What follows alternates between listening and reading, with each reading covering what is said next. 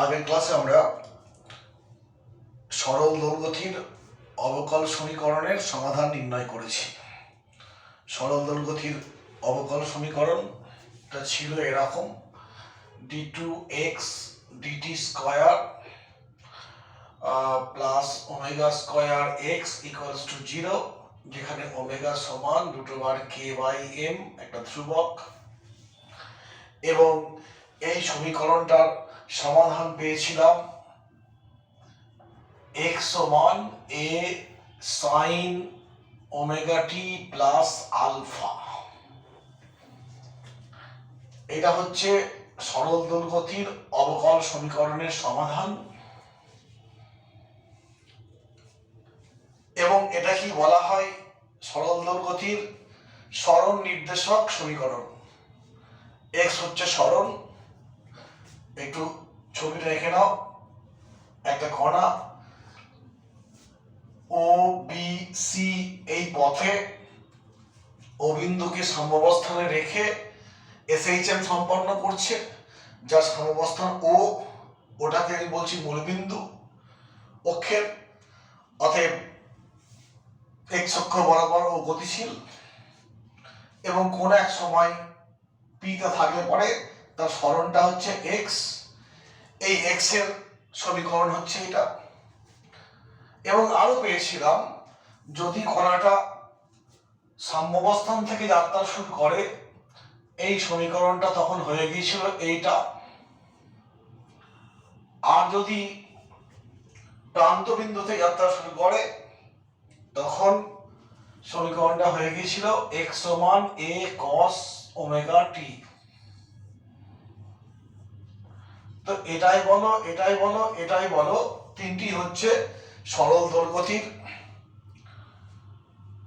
সাধারণ সমীকরণ। এইটা, এই দুটো বিশেষ ক্ষেত্র, এটা যে কোনো ক্ষেত্রে আমি প্রয়োগ করতে পারবো। এই দুটোকে আমি প্রয়োগ করব স্টার্টিং পয়েন্টের ভিত্তিতে, অর্থাৎ যখন কণাটা শুরুতে এই বিন্দুতে যাত্রা শুরু করবে, সাম্যাবস্থান থেকে যাত্রা শুরু করবে, গতি সম্পন্ন শুরু করবে হতে, তখন এই সমীকরণটা, আর এই প্রান্ত বিন্দু অথবা এই প্রান্ত বিন্দু হলে পরে এইটা, এগুলো আমরা আগের দিন পেয়েছি। এখন এটা সরল দোল গতি, গতি নিয়ে আলোচনা করছি। তাহলে গতির সঙ্গে রিলেটেড যে সমস্ত রাশিগুলো থাকে, যেমন সরণ, বেগ, ত্বরণ, এগুলো ওই গতিতে আসবে।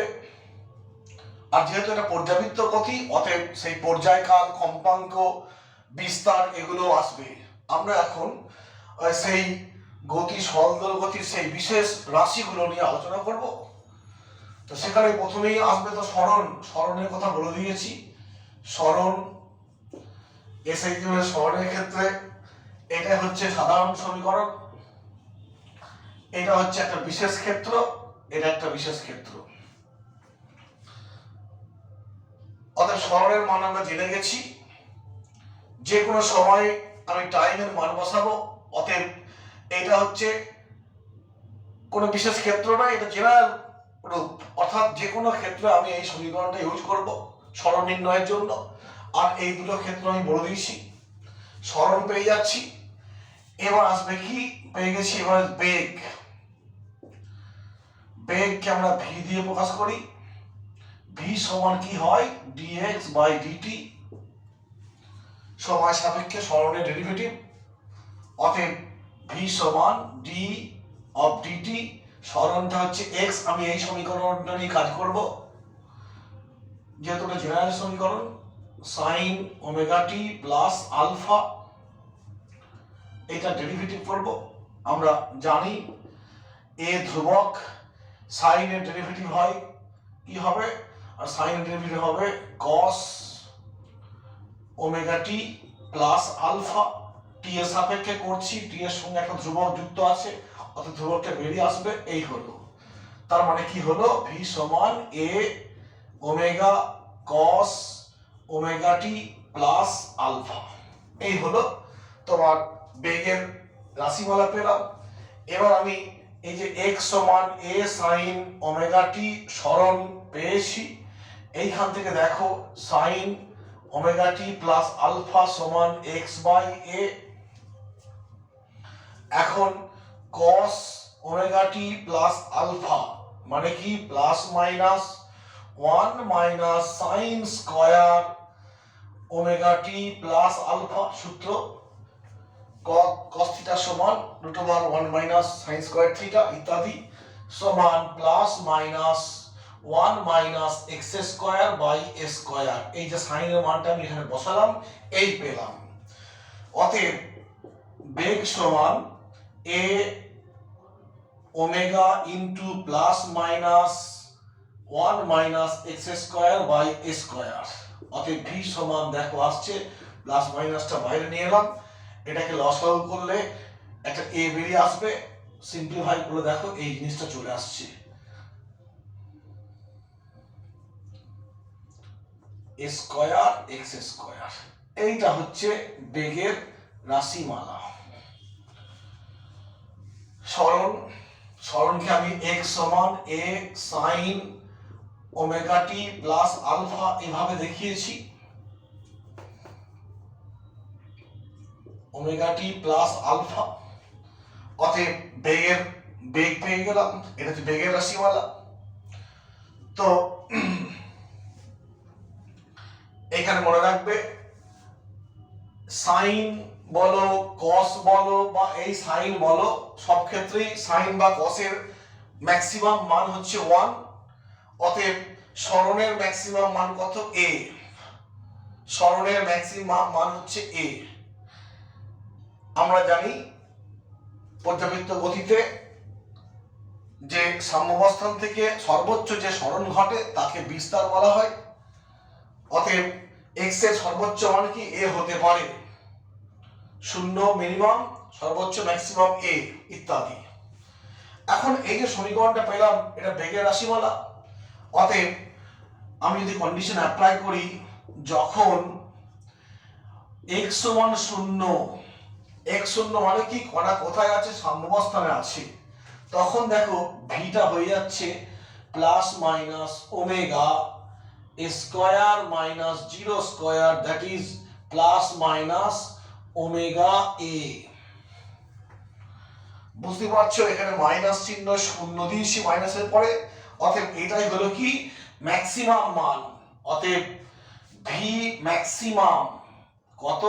প্লাস মাইনাস ওমেগা এ। আবার যখন x সমান a, x এর মান যদি a বসাই, ম্যাক্সিমাম বসাই, তখন দেখো ভিটা হয়ে যাবে plus minus omega square minus a square, কেটে 0 হয়ে গেল। অতএব ভি এর মান 0। এটাই হচ্ছে মিনিমাম ভ্যালু। তাহলে দেখো কসের ম্যাক্সিমাম হচ্ছে এইটা আর মিনিমাম হচ্ছে এইটা। এই x এর মান যখন 0 তখন বেগের মান হবে এইটা, আর x এর মান যখন a বেগের মান হবে 0। এইখানে দেখো x এর বেগের মান প্লাস মাইনাস দু রকমে আসছে।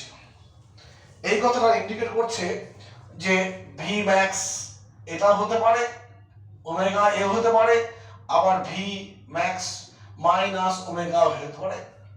তো এই যে বেগটা বলেছি কোথায়? এই বেগটা বলেছি সাম্যাবস্থানে। অর্থাৎ সাম্যাবস্থান থেকে যখন সে ধনাত্মক x অক্ষের দিকে যাচ্ছে তখন এই মানটা হবে, যখন এখান থেকে এই মুখী হওয়ার চেষ্টা করছে তখন এই মানটা হবে।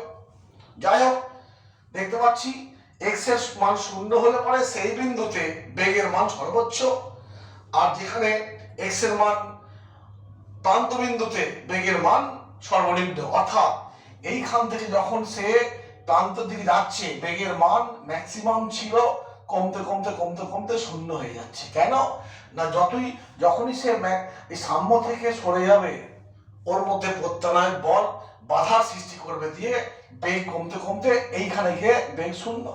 ঠিক একইভাবে এই পথে গেলে পরেও বেগের এখানে ম্যাক্সিমাম মান হচ্ছে এইটা, মাইনাসটা দিক বোঝাচ্ছে। অতএব এই পথে যাওয়ার সময় ম্যাক্সিমাম মান হচ্ছে ওমেগা এ, যখনই সাম্য থেকে সরে আসবে তখনই তার বেগের মান কমতে থাকবে প্রত্যানায় বল থাকার জন্য। অতএব তোমার কি হলো, এখানে দেখতে পাচ্ছি যে যখনই এসএইচএম কণা সাম্য থেকে প্রান্তের দিকে যাবে, বেগের মান ম্যাক্সিমাম থেকে কমতে কমতে প্রান্ত বিন্দু থেকে শূন্য হয়ে যাবে, এটা আমরা পেয়েছি। অতএব আমি এখানে একটু লিখে ফেলতে পারি এই জিনিসটা। কি লিখবো, এখানে লিখছি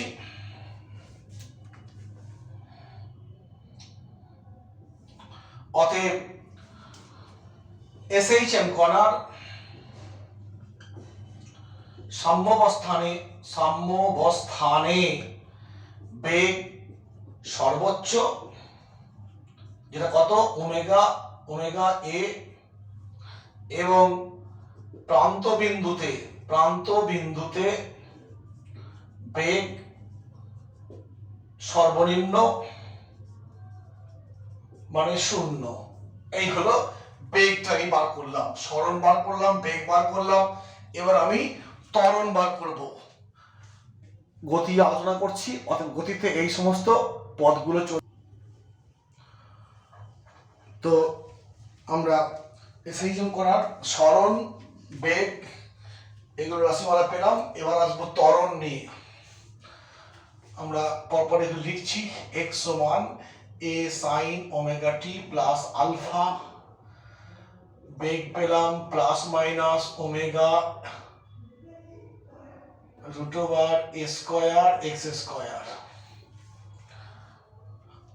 এখন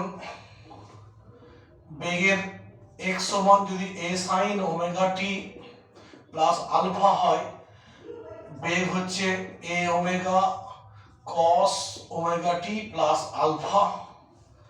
একবার ডেরিভেটিভ করব, ত্বরণ হবে dv বাই dt, এটা ক্ষেত্রে আমি এরকম লিখে দেবো dx বাই dt বেগের মানটা।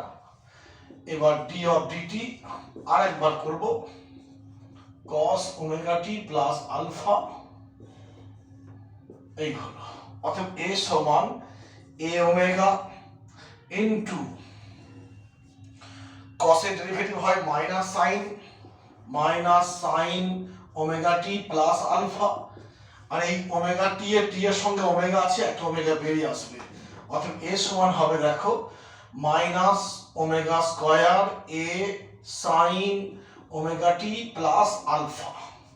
অতএব a সমান মাইনাস ওমেগা স্কয়ার, এইটা হচ্ছে x। অতএব ত্বরণ পেয়ে গেলাম আমি a সমান মাইনাস ওমেগা স্কয়ার x। ত্বরণ মাইনাস চিহ্নটাকে ইন্ডিকেট করছে ত্বরণ এবং সরণ পরস্পরের বিপরীতমুখী। আবার এই সমীকরণটা আমরা আগে পেয়েছিলাম, মনে করে দেখো একটু, অবকল সমীকরণ তৈরি করার আগে এটা পেয়েছিলাম। যাই হোক, তো এখানেও সেই কন্ডিশন অ্যাপ্লাই করছি। x এর মান যখন শূন্য, অর্থাৎ বস্তু যখন সাম্যাবস্থানে, এসএইচএম কণাটা যখন সাম্যাবস্থানে আছে, তখন এর মান দেখো শূন্য, এবং সেটাই হচ্ছে এর মিনিমাম ভ্যালু হচ্ছে কত, শূন্য। এবং যখন x সমান a, অর্থাৎ এসএইচএম কণা হয় প্রান্তে আছে, এই প্রান্তে কিংবা এই প্রান্তে আছে, x এর মান a যখন, তখন a এর মান দেখো মাইনাস ওমেগা স্কয়ার, এইখানে a বসিয়ে দিচ্ছি এইটা। অতএব এর ম্যাক্সিমাম ভ্যালু কত, ওমেগা স্কয়ার a। মাইনাস চিহ্নটা দিক যাচ্ছে, অতএব মিনিমাম ভ্যালু শূন্য, ম্যাক্সিমাম ভ্যালু হচ্ছে ওমেগা স্কয়ার a। কোথায় না, এসএইচএম কণার প্রান্ত অবস্থানে, দুই প্রান্তে ত্বরণের মান ম্যাক্সিমাম, আর সাম্যাবস্থানে ত্বরণের মান শূন্য। যত আমি সাম্যাবস্থান থেকে প্রান্তের দিকে যাব, দেখব যে ত্বরণের মান বাড়ছে, বাড়তে বাড়তে এইখানে ম্যাক্সিমাম হবে বা এদিকে ম্যাক্সিমাম হবে। অতএব এই কথাটাই বলবো, এসএইচএম কণার সাম্যাবস্থানে ত্বরণ শূন্য ও প্রান্ত বিন্দুতে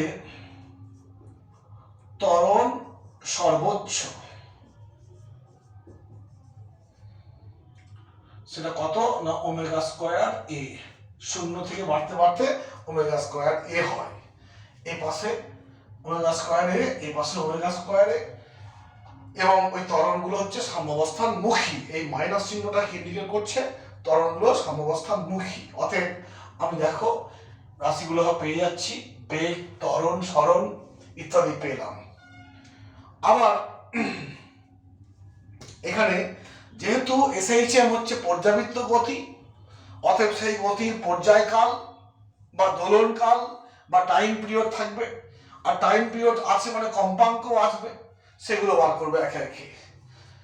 আমরা ত্বরণ নির্ণয় করে ফেললাম। এখানে ত্বরণটা হয়ে গেল, ত্বরণ। আচ্ছা, এই হলো, বোর্ডটা মুছে ফেলি।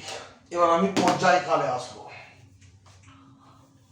পর্যায়কাল বা টাইম পিরিয়ড বা দোলনকাল যাই বলবে। পর্যাবৃত্ত গতি, সরল দোলন গতি হচ্ছে হারমোনিক মোশন বা পিরিয়ডিক মোশন। পর্যায়কাল একে ক্যাপিটাল টি দিয়ে প্রকাশ করা হয়। আমরা এর সংজ্ঞাটা জানি, একটা সম্পূর্ণ পর্যায়ের জন্য বা একটা সম্পূর্ণ দোলনের জন্য যে সময় লাগবে তা কি বলবো, পর্যায়কাল। দেখো এই যে ছবিটা আমি আঁকছি, সাম্যাবস্থান, এক প্রান্ত অন্য প্রান্ত। তো ধরলাম এসএইচএম কণা এইখান থেকে যাত্রা শুরু করলো, দিয়ে প্রথমে এই দিকে গেল, শেষ প্রান্তে গেল, ব্যাক করে আবার এইখানে গেল, এই ফিরে এলো। এই একটা সম্পূর্ণ দোলন হলো। এই দোলনটার সময়কাল কত, পর্যায়কালের সময়। আবার যদি এরকম হতেও পারে, কণাটা এই পাশ দিয়ে গেল, ম্যাক্সিমাম এলো, ব্যাক করলো, দিয়ে এইখান দিয়ে এসে আবার এলো, এখানেও সে একই সময় লাগবে। আবার এটা হতে পারে এইখান থেকে স্টার্ট করলো, আমি এটাকে টেনে এইখানে নিয়ে এসে ছেড়ে দিচ্ছি, তাহলে কি হবে, এইখান থেকে সে এই গেল, আবার এই ফিরে এলো, যাওয়া আসা, এই মোট সময়টাই হচ্ছে পর্যায়কাল। বা এই পাশ থেকে হলো, এই সম্পূর্ণ গেল, দিয়ে আবার ফিরে এলো, হলো। অর্থাৎ একটা দোলন বা একটা পর্যায়ের জন্য যে সময় লাগে তাকে বলবো দোলনকাল বা পর্যায়কাল। দোলনকাল বা পর্যায়কাল। তো দেখো আমি এখানে ধরে নিচ্ছি, ধরি কণাটি বি প্রান্ত থেকে যাত্রা শুরু করলো, তাহলে বলো সরণের সমীকরণ কি লিখবো, প্রান্ত বিন্দুর জন্য লিখবো এইটা, মনে করে দেখো। টাইম যখন শূন্য, এক্স এর মান cos শূন্য কি হবে, 1 ইন্টু এ মানে এ। এখানে ওবি বা ওসি সমান কি, ভ্যালুটা কত, এ, এক্স এর ম্যাক্সিমাম মান এ।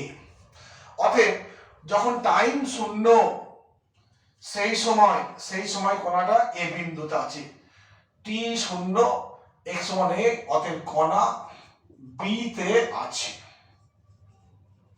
এবার এইখান থেকে সে যাত্রা শুরু করে দিয়েছে, এইখান থেকে এবার এদিকে আসতে শুরু করবে, যত এগিয়ে আসবে টাইম বাড়বে, সময় বাড়তেই থাকবে। তো এরপর কণা বি থেকে তোমার সি এর দিকে যাবে এবং সময় বাড়বে।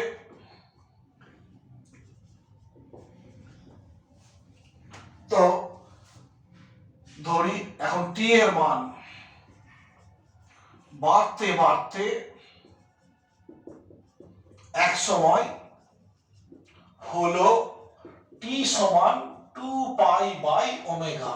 আমি একটা আরবিটারি ধরলাম, টি এর মানটা বাড়তে বাড়তে, এখানে শূন্য ছিল তখন সে বিতে আছে, সময় বাড়তে বাড়তে বাড়তে বাড়তে এইরকম অবস্থা এসে গেল। অতএব সেই ক্ষেত্রে বলো, অতএব এক্স সমান কত হবে, a cos অফ ওমেগা একটা আছে, আর টি এর মান হচ্ছে 2π/ওমেগা, এইখানে বসাচ্ছি, ওমেগা ওমেগা কাটলো, x সমান a cos 2 পাই, অতএব x সমান দেখো a,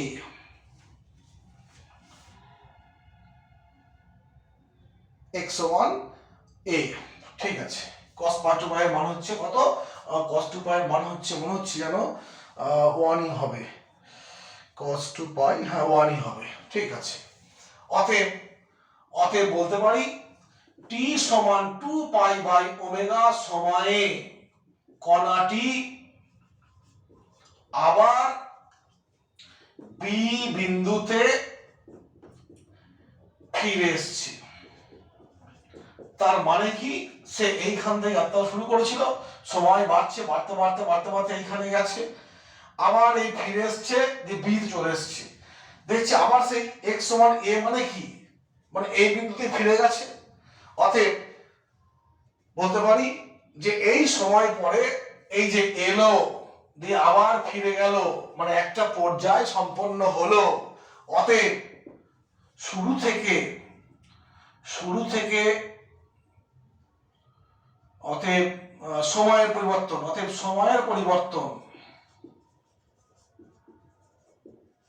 কত না, শেষের সময় হয়েছে 2 পাই বাই ওমেগা, প্রথমে সময় ছিল কত? 0। অতএব সময়ের পরিবর্তনটা কত? ওমেগা। এই সময়ে অতএব এই সময়ে একটি পর্যায় কমপ্লিট হয়েছে, সম্পূর্ণ হয়েছে। অতএব এই সময়টাকে বলবো কি? পর্যায়কাল। অতএব পর্যায়কাল বা দোলনকাল যাই বলবে, কত হবে? t সমান 2 পাই বাই ওমেগা। পর্যায়কাল বা দোলনকাল t সমান 2 পাই বাই ওমেগা। ঠিক আছে, একবার গেছে এবং ফিরে এসছে, তাহলে পর্যায়কাল পেলাম কত? t সমান 2 পাই বাই ওমেগা। ওমেগাটা হচ্ছে কি? সেই রুট ওভার m বা k বাই m। এইরকমই একটা পর্যায়কালের ইকুয়েশন আমরা আবর্ত গতিতে পড়েছি, বৃত্তীয় গতিতে পড়েছি, ওখানেও ছিল t সমান 2 পাই বাই ওমেগা। এবার ওখানে ওমেগা ছিল কৌণিক বেগ, অ্যাঙ্গুলার ভেলোসিটি, এখানে ওমেগা একটা ধ্রুবক, সেটা কত? Root over k by m। এবং আমরা আগের ক্লাসে মানে এটাও দেখিয়েছি, এই ওমেগা আর এই কৌণিক বেগের ওমেগা দুটোই কিন্তু সমজাতীয় রাশি, দুটোরই মাত্রা হচ্ছে একই সমমাত্রিক t-1, কিন্তু তবু একে আমি কৌণিক বেগ বলতে পারবো না, কারণ এখানে বৃত্তীয় গতি সম্পন্ন হয়নি। অতএব এখানে ওমেগাকে ধ্রুবক বলেই চালিয়ে দেব। এই গেল পর্যায়কাল। এরপর আসবে কম্পাঙ্ক। কম্পাঙ্ক কাকে বলা হয়? আমরা জানি যে SHM কণা যে কোনো ক্ষেত্রেই যে 1 সেকেন্ডে যতবার পূর্ণ পর্যায় হবে বা দোলন হবে, স্পন্দন হবে, 1 সেকেন্ডে যতগুলো, সেই সংখ্যাটাকে বলবো কম্পাঙ্ক। কম্পাঙ্ক বা ফ্রিকোয়েন্সি, কম্পাঙ্ককে n দিয়ে প্রকাশ করা হয়। কি? 1 সেকেন্ডে দোলন সংখ্যা বা পর্যায় সংখ্যা, 1 সেকেন্ডে দোলন সংখ্যা বা পর্যায় সংখ্যা, তাকে বলবো কম্পাঙ্ক। এবং আমরা এটাও জানি এই কম্পাঙ্ক আর পর্যায়কালের মধ্যে এর একটা সম্পর্ক আছে। n সমান 1/t। অতএব এখানে t এর মানটা কত পেলাম একটু আগে? 2 পাই বাই ওমেগা বসিয়ে দিচ্ছি, 2 পাই বাই ওমেগা। অতএব ওমেগা বাই 2 পাই, n সমান পেলাম ওমেগা বাই 2 পাই। এখান থেকে লিখতে পারি ওমেগা সমান n ইনটু 2 পাই বা 2 পাই n। 2 পাই n, n কম্পাঙ্ক, ওমেগাকে 2 পাই দিয়ে গুণ করলে 2 পাই মানে কি? একটা সম্পূর্ণ চক্র। তাই এই ওমেগাকে এবার আমি বলবো n হচ্ছে কম্পাঙ্ক আর ওমেগা হচ্ছে কৌণিক কম্পাঙ্ক। ওমেগাকে বলবো কি? কৌণিক কম্পাঙ্ক। 2 পাই দিয়ে গুণ করে পেয়েছি, কম্পাঙ্ককে 2 পাই দিয়ে গুণ করলাম, ওমেগা চলে আসছে, তাই ওমেগাকে বলবো কৌণিক কম্পাঙ্ক। সমান 2 পাই এন, আবার এটাও বলতে পারি root over K by M ইত্যাদি। এটা গেল। আবার একটা দেখো আসবে এইখানে, আমি বিভিন্নভাবে বিভিন্ন নিউমেরিক্যালস করার সময়, বিভিন্ন প্রবলেম সলভ করার সময় এই ফর্মগুলো আসবে যে টি সমান 2 পাই বাই ওমেগা। ওমেগার মান পেয়েছি কত, এটা হচ্ছে omega 2 pi root over M by k. কেন না ওমেগা সমান root over K by m, এটা পাচ্ছি। আবার দেখো এটাকে আমি ঘুরিয়ে নিতে পারি, কে মানে হচ্ছে F by X by M. দেখো একটু, F by X M, F মানে কি M A by M X, কেটে গেল এ বাই এক্স, ত্বরণ বাই সরণ। অতএব এই যে একটা পেলাম 2 pi root over M by K. আবার যেহেতু ওমেগার বদলে আমি এটা লিখতে পারি, অতএব এটাও বলতে পারি কি না 2 পাই এক্স বাই এ। ঠিক একইভাবে কম্পাঙ্ক n সমান 1 বাই টি, অতএব 1 by 2 pi K by M. আবার এটাও বলতে পারি 1 বাই 2 পাই ত্বরণ বাই সরণ। এখানে সরণ বাই ত্বরণ ছিল, ঠিক অনন্যটা করেছি। এগুলো পরপর এসে যাবে, নিউমেরিক্যাল করার সময় এগুলো আমি পেয়ে যাব। এই হলো কম্পাঙ্ক পর্যায়কাল। আগে আমি পেয়েছি কি পেয়েছি আগে, সরণ ত্বরণ বেগ, এই সমস্ত রাশিগুলো পেলাম। আরেকটা বলবো সেটা হচ্ছে কি বিস্তার। বলেছি বিস্তারটা কি না পর্যাবৃত্ত গতি বা দোলন, এই ক্ষেত্রে বস্তু সাম্যাবস্থান থেকে বাম দিকে বা ডান দিকে ম্যাক্সিমাম যে বিচ্যুত হয়, ম্যাক্সিমাম যে সরণ ঘটছে তাকেই বলবো বিস্তার। আমাদের এই আলোচনাতে ক্যাপিটাল এটাকে বলছি বিস্তার বলছি। আচ্ছা এটা মুছে দিই আগে, এগুলো আমি পেয়ে গেলাম। তোমার টি সমান 2 পাই বাই ওমেগা আর এন সমান 1 বাই টি, অতএব এগুলো সব পরপর পেয়ে যাচ্ছি।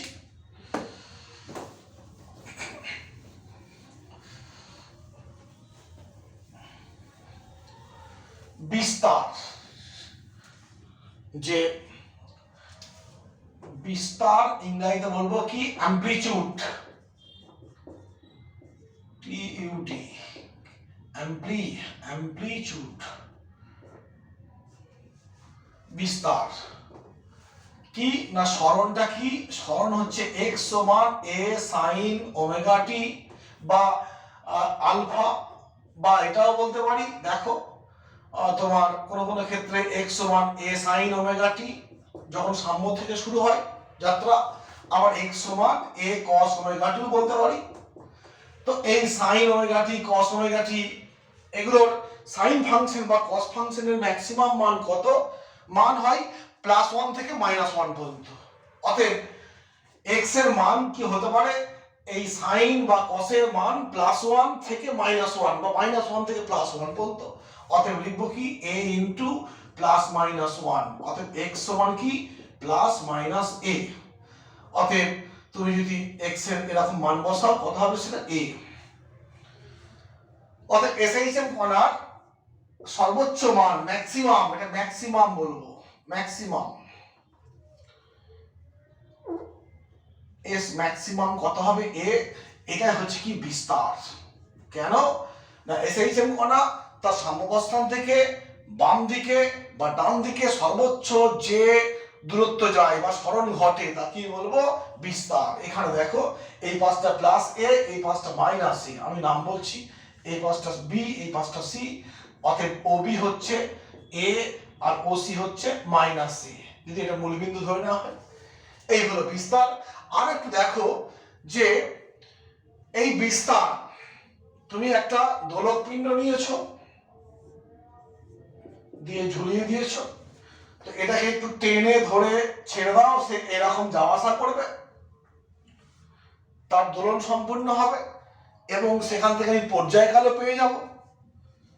তো এ যখন দুলছে, যদি বায়ুর বাধা ঘর্ষণ এইসবগুলো না থাকে অনন্তকাল ধরে দুলবে, এইভাবে দুলতে থাকবে। কিন্তু বাস্তবে কি হয়, বায়ু কিছুটা বাধা প্রয়োগ করে, এইখানে ঘর্ষণের কাজ করে ইত্যাদি।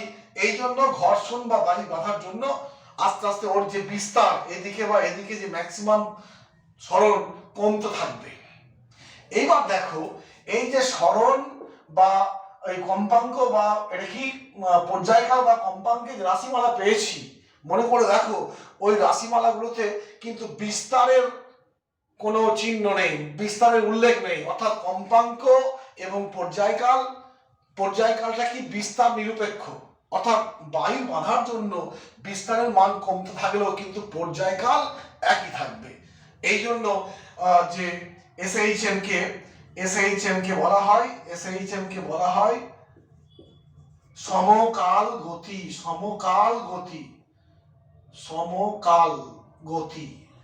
কি ইংরেজিটা মনে আসছে না আমার, সমকাল গতি বা কি নামটা, ওই আইসোকোনাস মোশন, এরকম কি আছে একটা সমকাল গতি। কেন কি বললাম, কাকে বলে বলে দিচ্ছি, যে বায়ুর বাধা ঘর্ষণ ইত্যাদি কারণে এসএইচএম কণার বিস্তার কমে গেলেও যেহেতু পর্যায়কাল বিস্তারের উপর নির্ভর করে না, অতএব তার পর্যায়কাল একই থাকবে। এই পর্যায়কাল যে একই থাকছে, এই জন্য এসএইচএম কে অনেক সময় বলা হয় সমকাল গতি। এই হলো বিস্তার সম্পর্কে একটু আইডিয়া গেল। লাস্ট আসবে ফেজ বা দশা। এটা বুঝলাম। শেষ রাশি যেটা বলবো, দশা বা ফেজ। দশা বা ফেজ,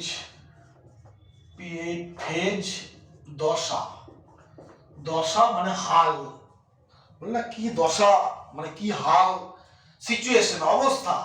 যে এই দশার সাহায্যে আমরা কি বলবো, জানতে পারবো না, দশা জানতে পারলে জানবো যে এসএইচএম কণাটার কোন মুহূর্তে গতির অবস্থাটা কি, এই দশার সাহায্যে জানতে পারি। যে গতির অবস্থা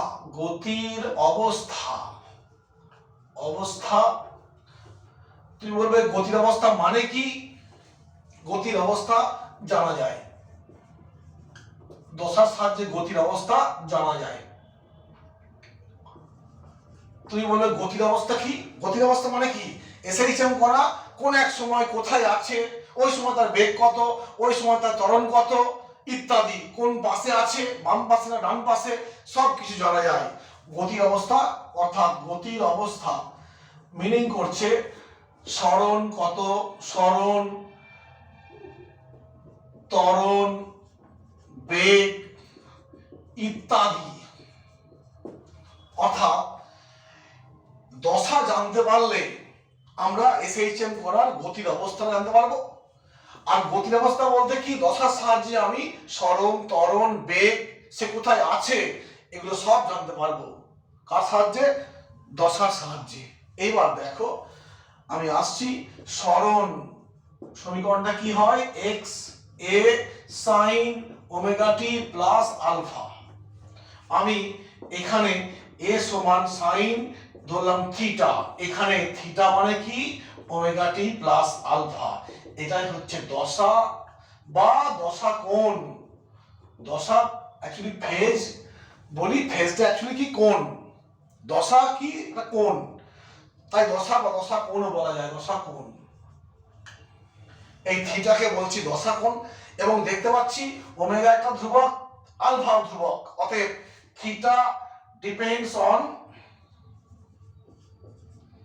টি, টাইম। দশাটা কার উপর নির্ভর করবে, টাইমের উপরে নির্ভর করবে, time t. Phase theta depends on time t. অর্থাৎ টাইম পাল্টাবে, এইগুলো ধ্রুবক হওয়ার জন্য থিটার মান পাল্টে যাবে। তো এই জন্য আমরা এই থিটাকে বলছি দশা।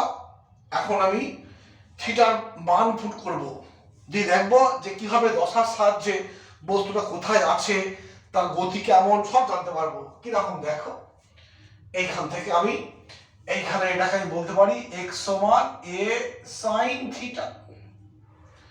আবার এইটা কি না plus minus a omega cos theta বলতে পারি। আবার এটা বলতে পারি কি minus omega square a sin theta. দেখো এই ওমেগা টি আলফাকে আমি থিটা বানিয়ে দিচ্ছি, এটা x, এটা হচ্ছে তোমার ভি, এটা হচ্ছে ত্বরণ ইত্যাদি সব থিটা, দশাটাকে থিটা বসিয়ে দিয়েছি। ওমেগা টি প্লাস আলফা কোণটাকে ধরেছি থিটা, অতএব থিটা হচ্ছে দশা বা দশা কোণ।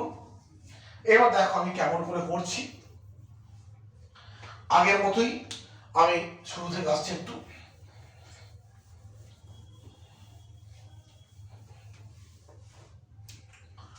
এখানে দেখো ও বি সি বিন্দু, এখানে ও এ ও বি বা ও সি যাই বলবে মানটা কত এ। সরণটা কত বলেছি, সরণ হচ্ছে x সমান a sin omega T plus alpha এবং x সমান a sin থিটা। থিটাটা কি আমি এখানে দেখিয়েছি, থিটাটা কি আমি এখানে দেখিয়ে দিয়েছি, অতএব আবার কিছু নেই ইত্যাদি। ধরো থিটার মান 1 নম্বর বলছি, থিটার মান 0, x সমান কত হবে a sin 0 ডিগ্রি মানে কত 0। x 0 মানে বস্তু, বস্তু কোথায় আছে, বস্তু আছে, বস্তু কোথায় আছে ও বিন্দুতে। হলো x সমান 0, অর্থাৎ বস্তু আছে কোথায় ও বিন্দুতে। তাহলে ও বিন্দুর দশা কত 0, 0 ডিগ্রি, ও বিন্দুর দশা 0 ডিগ্রি। এইবার দেখো 2 নম্বরে বলছি থিটার মান বাড়তে শুরু করলো, দিয়ে হলো π/2 মানে 90 ডিগ্রি, অতএব x কত হবে a sin π/2 মানে কত a, x সমান a, অতএব বস্তু আছে কোথায় এখন বি বিন্দুতে, এটা প্লাস এ তাই বলেছি বস্তু বি বিন্দুতে আছে। অতএব বি ও ও এর মধ্যে দশা পার্থক্য কত হবে, দেখো ও বিন্দু দশা 0 ডিগ্রি আর বি বিন্দু দশা π/2, পার্থক্য কত হবে π/2 মাইনাস 0 মানে π/2 মানে 90 ডিগ্রি। হলো, অর্থাৎ এই ক্ষেত্রে বস্তু এখানে আছে, এরকম হলে বস্তু এখানে আছে, অর্থাৎ ধরছি আমি সে শুরু করলো এখানে গেল। এইবার আমি ধরো থিটার মান ধরলাম 3 নম্বরে, থিটার মান ধরলাম 90 আর 180 270 ডিগ্রি, অতএব x সমান sin 270 মানে হচ্ছে x সমান a ইনটু -1, x সমান -a, অতএব বস্তু কোথায় আছে, বস্তু আছে -a মানে সি বিন্দুতে, সি বিন্দুতে। অতএব বুঝতে পারছো সি বিন্দু দশা কত 270 ডিগ্রি, এবং বি ও সি এর মধ্যে দশা পার্থক্য কত, বি ও সি এর মধ্যে পার্থক্য কত, বি তে হচ্ছে 90 ডিগ্রি আর সি তে হচ্ছে 270, মানে 270 মাইনাস 90 ডিগ্রি মানে হচ্ছে 180 ডিগ্রি মানে পাই।